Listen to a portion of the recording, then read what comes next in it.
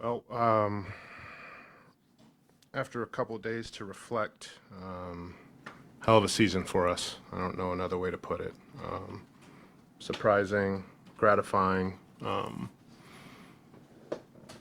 guess it creates different expectations going into next year for us. You can see that both ways, positively and negatively, right? But I think it's way more positives. I think our guys are really excited, not only about what we achieved, but looking forward to getting better. And then how can we take a step the next season? JB and I have been having exit interviews with our guys and hearing a lot of positives about how much they've enjoyed the season, from a lot of people how it was the best year of their career from an enjoyment standpoint and level of competition, and obviously what we were able to, the amount of success that we had. So I think what we set out to do from an environmental and a cultural standpoint, we were able to do, which is great, especially in year one. A lot of times that takes time, and look, I know culture is a word that's used a lot, and it's not something that's built. You have to sustain it, and so we know we're in a good place with it, but we have to continue to work and strive to keep it where it is and make it even better. But what JB and what our players did, what our performance staff did to keep these guys healthy, was great. It was a lot of fun. Was incredible in ways, and nobody expected, except for a lot of the players, to have the success that we had. So now we're gonna debrief with these guys and start gathering up internally after some time and understand how we can get better going into the summer and obviously next season. Trajan, I talked to you a few weeks ago, and you talked about just the surrealness of it. Now that we're a few days past the playoffs, what stands out most about last season that allowed this to maybe speed up and click faster than what you expected? If there's two or three things that come to mind.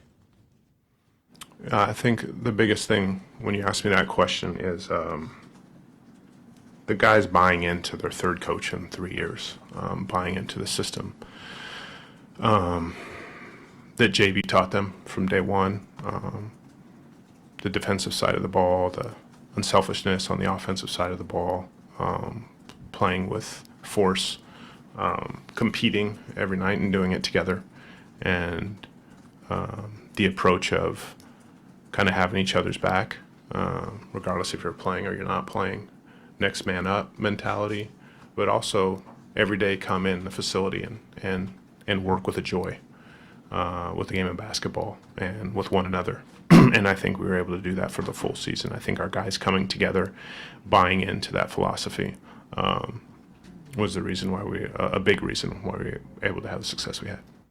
About taking that next step. Is there any conflict between trying to take that next step to 50 wins or whatever, and taking the conflict between that and building a roster that can have sustained success for several years and eventually get to a championship level? In other words, is there a danger in overreaching this summer maybe?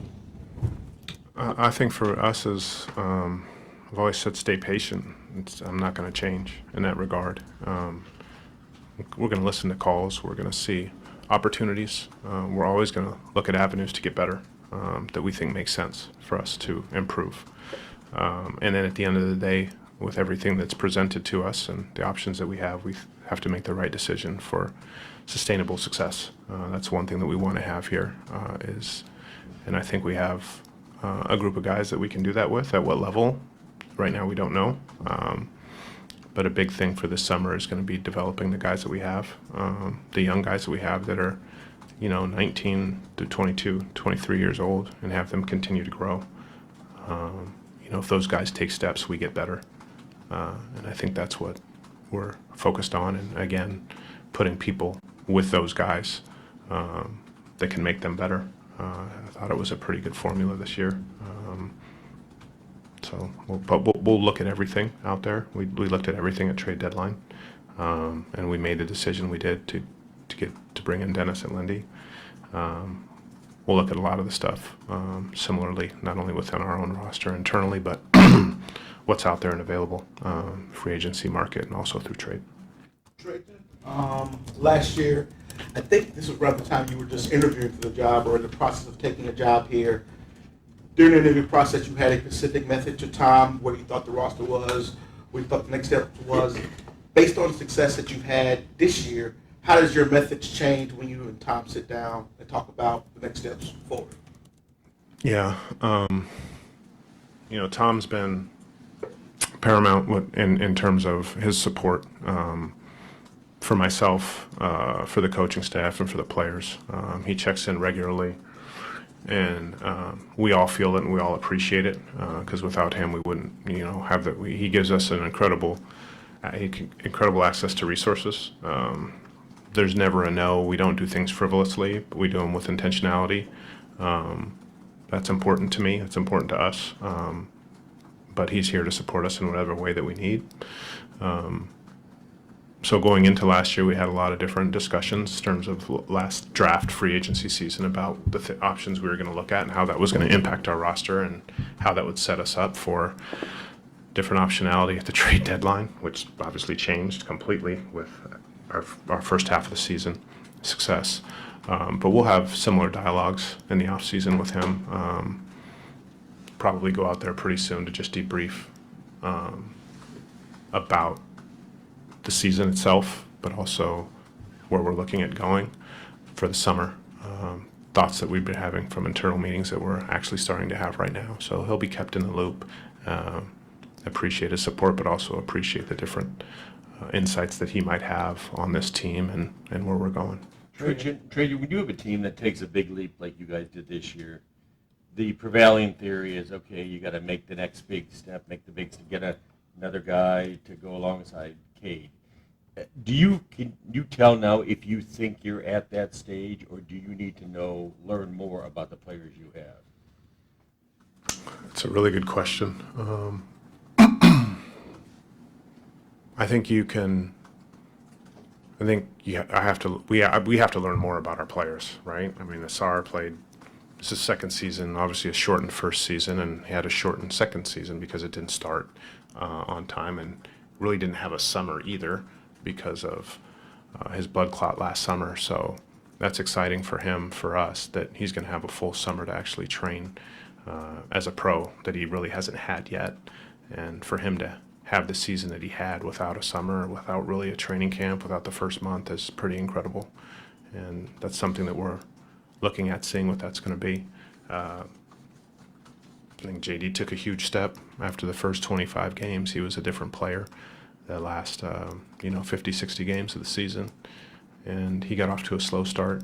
And we're hoping we're going to push him this summer as well. And I think he's willing to take that up to another level. And so I think if those guys take steps, we get better.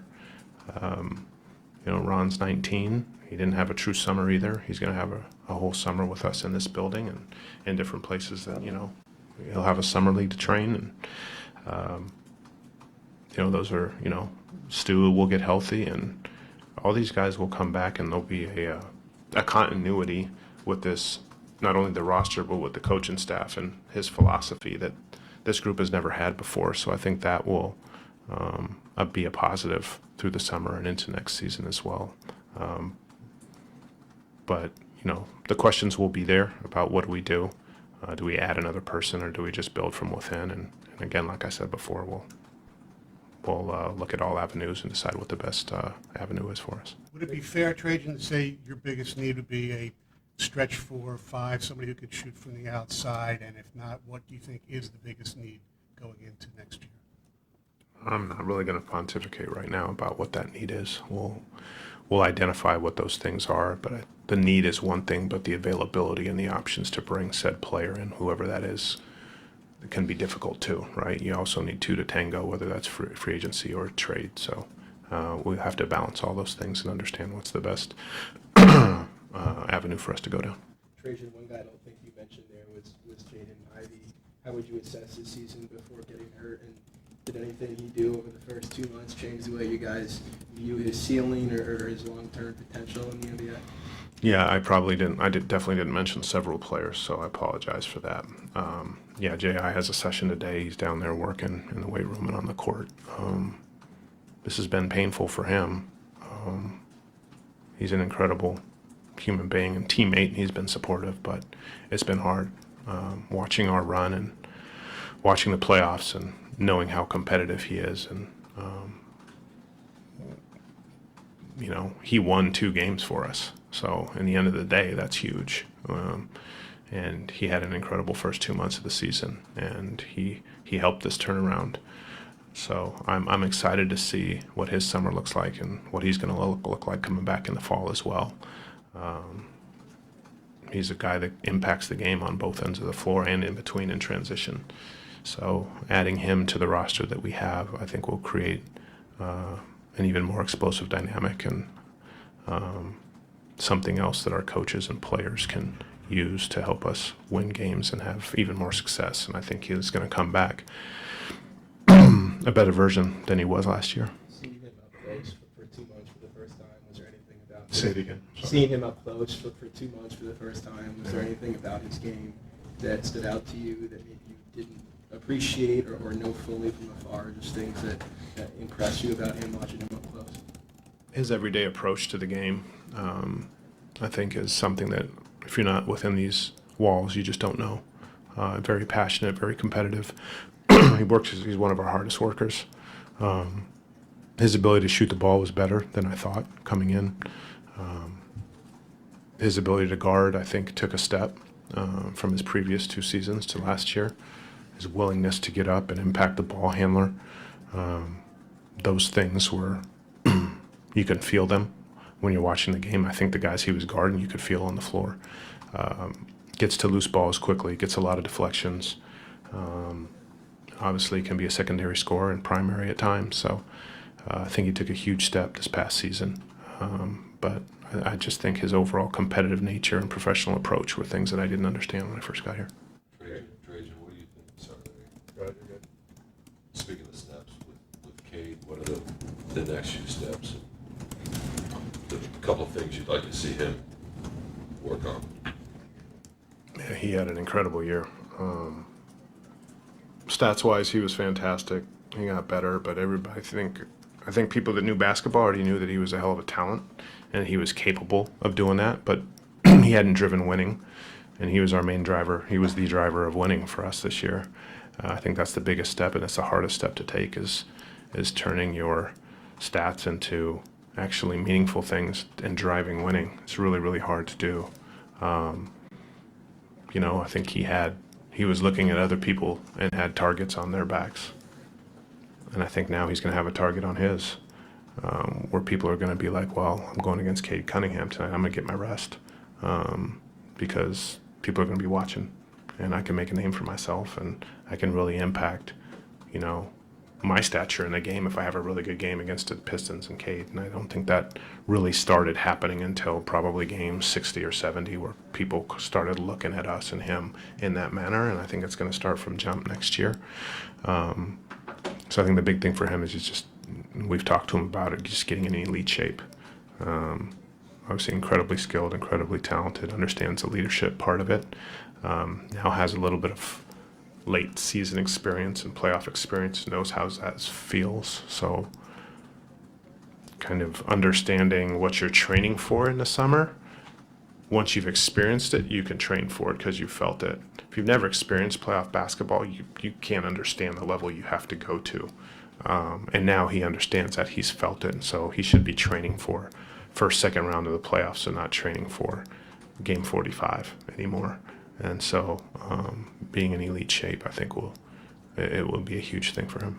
As of right now, you guys don't have a first round pick. I think the pick started like number 32 somewhere early in the second round. As of right now, with the NBA Combine next week, what's your early projection and outlook of the draft as of right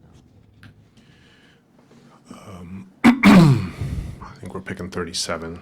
The interesting thing is, and I don't know how much will be true to this, but it looks like with all the money that's being thrown around in NIL, you're having a lot less players put their name in. You're having pretty good players pull their name out, and you might have even more pull their name out if these things start and get the NIL packages get up $3 to $4 to $5 to $6 million. These guys aren't going to put their name in to be the 25th pick or even the 18th pick. They're going to go back to school and hope to be a lottery pick next year. So, with that pool of players decreasing, kind of can decrease the odds of the level of player that we get at 37 just through pure mathematics. But I can't tell you that there's a specific thing we're looking at doing in the draft. We'll, again, understand the landscape of it and see if we can move up if there's a player that we really like, but then we have to look at how much that cost is to the kind of player that we think we're going to get. And we'll weigh all these things as we get information in Chicago and start doing our draft prep going forward towards the draft in June.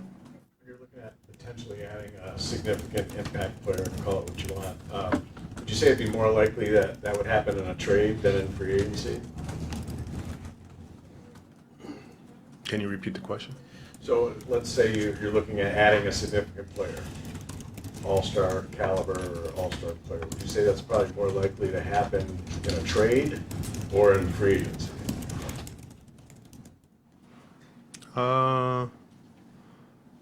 If we're looking at doing that, hypothetically, is that where you're going with this? Yeah. Because that's okay. Hypothetically, if we were to do that, That was included in my okay. first question. Yeah, don't put that as that's something we're gonna do. I would assume it would have to happen through trade. I don't know how many all-stars are gonna come here in free agency right now. I think, and the amount of cap space that we have doesn't allow that. So it would have to be in a trade. Do you know yet your veteran, I'm sure you have an idea, but you haven't decided which of your veteran free agents, do you just run it all back, try to run it all back, or you're going to have to make some necessary tough choices there? Yeah, maybe some of them don't want to come back.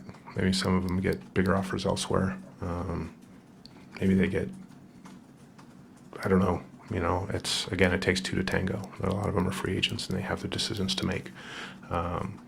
Look, all of them were great for us. I think they'd all be great for us coming back here in terms of what they did for us and how they fit with the roster that we have. So I can't give you an answer which ones because again, it takes both sides to come together on a deal. And I don't know what that is right now. They're going to have their vision of what that's going to be, and we'll have ours. Trajan, there was a lot of anticipation, for the playoffs, first time in since 2019. Talk about the fans' reception, having the NBA or Pistons legends that came and showed up at LCA. Just your general perception of it. Yeah, I was speechless, to be honest with you.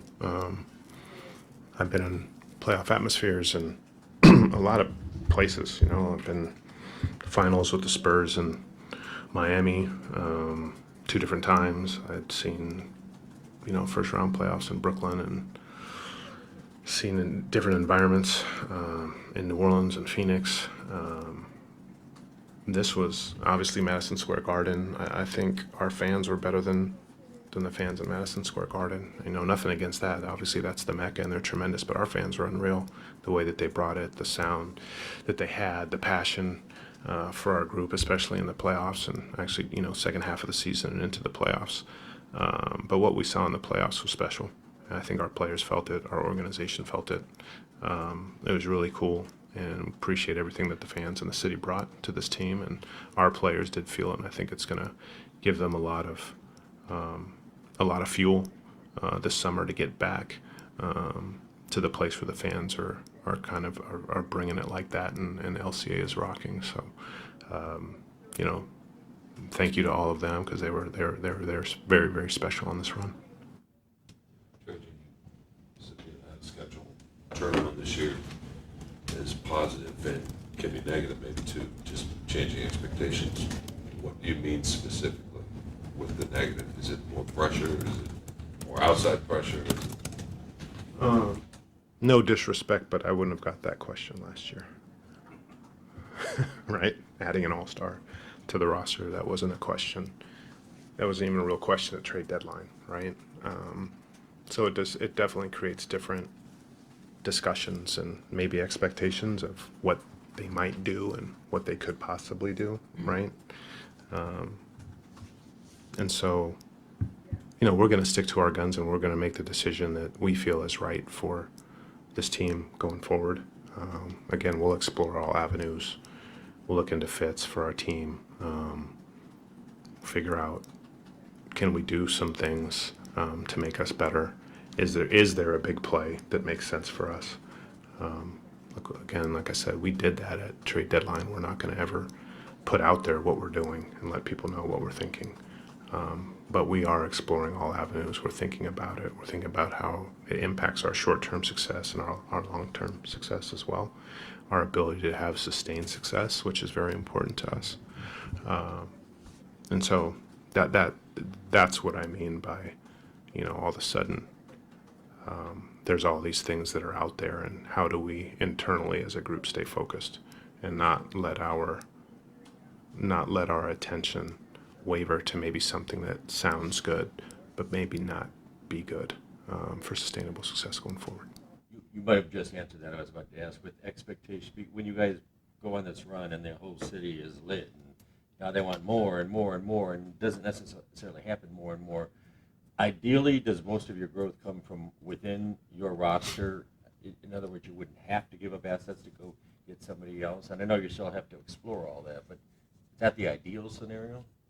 Yeah, I think, look, if if our team was 31, 33, 34, and 30, and we went on this run, it's different than 23, 22, 21, 19, because those guys can grow. Those guys are on their upward trajectory in terms of their career and their development, and they were able to make this run, whereas if you have guys that are outside their prime on the other, they're not going to be able to get better. The most they can do is sustain, and they're probably going the other way. And so I think that would be a little bit more daunting. How do we, what do we do to keep this going, right? There would have to be things where you probably do have to make a lot of changes to get better, to keep that going externally. But when you have guys that are going to be better next year, that should be better next year. Expectation is for those players to be better next year than they were this year. You can look at getting better and development and the team next year through a different lens with a core group of this age than you would an older age, if that makes sense. At trade deadline, you talked about how you felt it kind of owed it to them to further their desire to make the playoffs and add to the group and not subtract from the group. Will you put the same priority on continuity and honoring that chemistry over the offseason, or is it tough to kind of balance that? Yeah, I think it's different because you're gonna have a whole summer to figure out. Once that group is put together, you have a couple months and you have a training camp, and that group can gel through those months. Whereas in a trade deadline, you're bringing new players in and you don't have time. Like, you don't have practice time. You have literally one practice before the first game. I don't know how many live practices we had in the second half of the season. So you're basically learning this player on the fly and putting him into your team. I think that's a different dynamic than in the summer. But the continuity piece is big. I do think, in my time with San Antonio, that was huge for those teams, is having that continuity.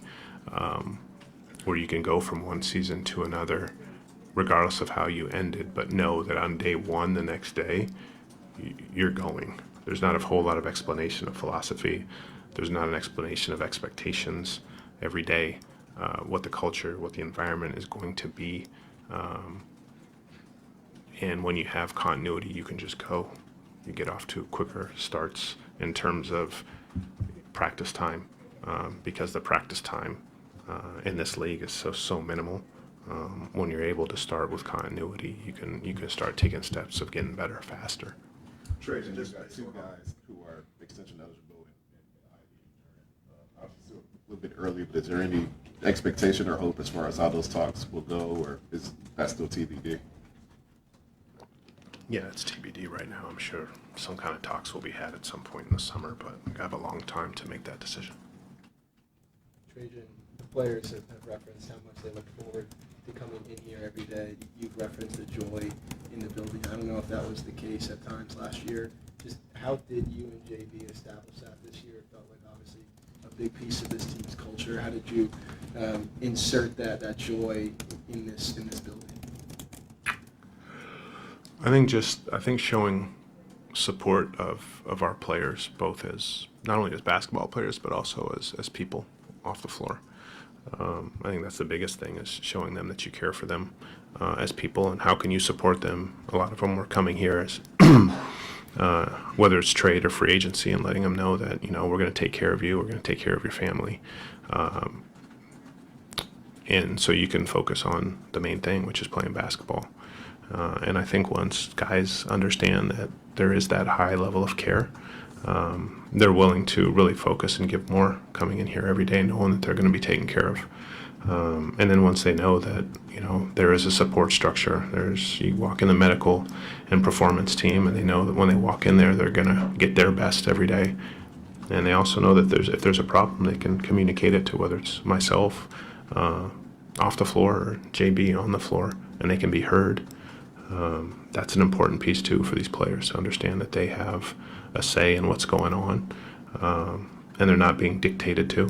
I think, and then of course there's a level of energy and that's on the floor of teaching every day, right? You're teaching the group, but you're also teaching them individually. And there's a development piece, regardless if you're playing or you're not. When you come in here every day, you're going to get better, and we're going to do things intentionally for every player to get better.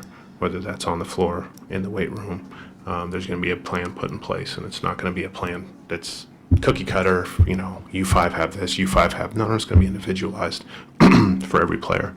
And we're trying to create resources where whatever these guys need from a developmental or rehab or a recovery standpoint, they have. And so they know that at the end of the day that we're putting things here where these guys can become the best versions of themselves, and hopefully at some point reach their potential. And I think these guys feel that. We got time for one more. I think as you sit here right now, who your leading scorer is going to be next year, Cade Cunningham. Do you, in your mind right now, have any idea who would be your second leading scorer? Nope. I think that's a good thing. He'll be that guy you get in the trade. Or free? Fair. All right, thanks everybody. I don't, and I'm excited to see who that'll be.